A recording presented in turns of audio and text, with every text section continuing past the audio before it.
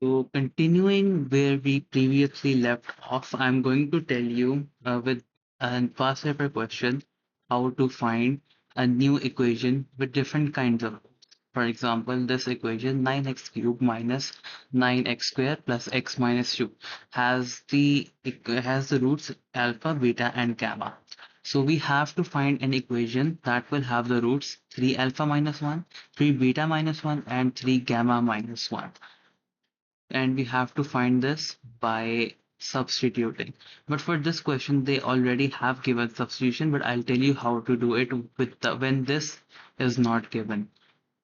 So let us start. Let's ignore this thing. Let's ignore that. So first of all, we're going to see the roots that we have been given. The one we have to change it to 3 alpha minus 1, 3 beta minus 1, 3 gamma minus 1. Let's just write it as 3x minus 1 and make it equal to any variable you like. In this question, they already gave us y, so we'll just use y. I usually like to use w for this, but they have already given us y, so we'll use y. Anyways, we'll make x the subject because we have to substitute this into the original equation. This would become x is equal to y plus 1 over 3, and then we'll use it in the original equation. That would be 9. That is a 9. I apologize for my handwriting. Y plus 1 over 3 whole cube minus 9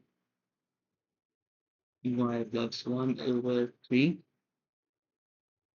whole square plus y plus 1 over 3 and then minus 2 equals to 0. Let me just scroll a bit. Okay, so is equal to 0.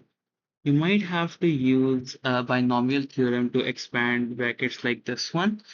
So you have to be familiar with that. Or you can do it manually by writing it out 3 times and then multiplying it using the FOIL method. But that would be time taking in the exam. So a better approach is to know the binomial theorem.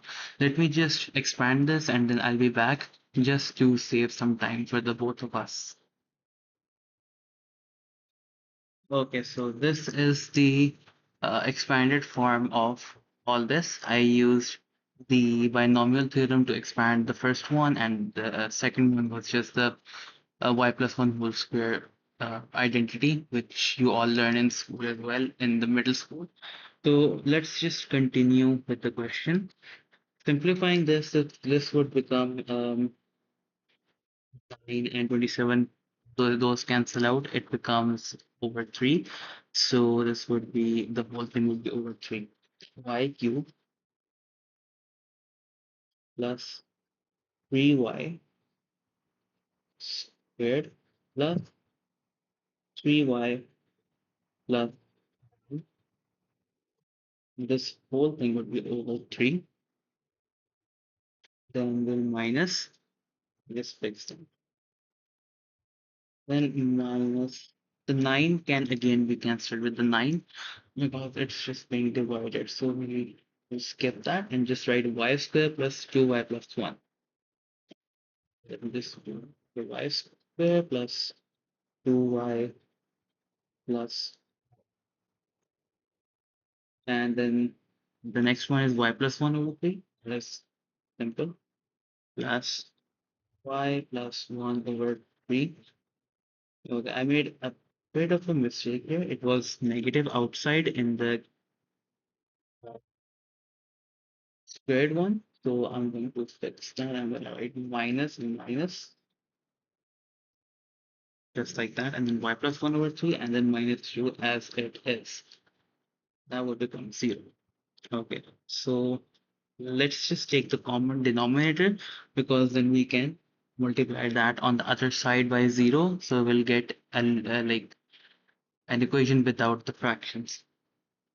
Let's do that. This will become y cubed plus 3y squared plus 3y plus 1 minus 3y squared minus 6y minus 3 plus y plus 1 minus 6. So this whole thing can just be equal to 0. We took the 3 from the denominator and multiplied it on the other side to get 0. Now it's just a matter of simplifying. This would become y cubed. Then 3y squared minus 3y squared is just 0. And then 3y minus 6y plus y is minus 3y plus y is minus 2y.